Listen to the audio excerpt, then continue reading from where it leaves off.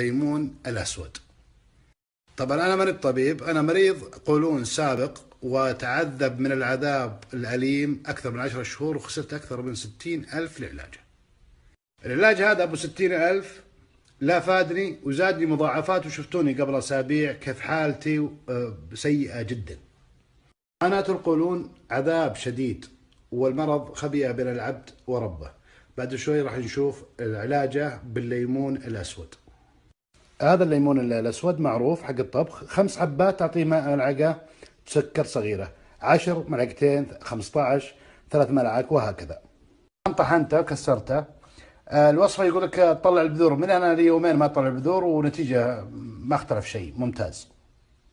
طيب السكر كل 5 لها ملعقة صغيرة، أو القوالب المكعبات السكر أنا حطيت 10 بحط 2. الآن جاهز. ما طلعت البذور، كسرته وأضفت عليه السكر ملعقتين لأنها 10 حبات، وبضعه في علبة. في العلبة هذه قبل الأكل ملعقة كبيرة أو ملعقتين صغار مع موية، وبعد الأكل نفس العملية، ملعقة كبيرة أو ملعقتين صغار مع موية. استخدمته راح الألم، أهم شيء الألم، وراح الانتفاخ، وقدرت آكل واستمتع بالأكل.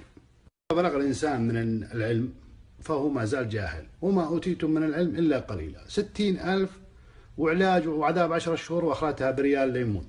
يعني العلاج بعلاج القولون بالليمون والقرحة وجرثومة المعدة. جرثومة المعدة يقول لك 5 أسابيع وكورس وشغل 4 أيام وبريال.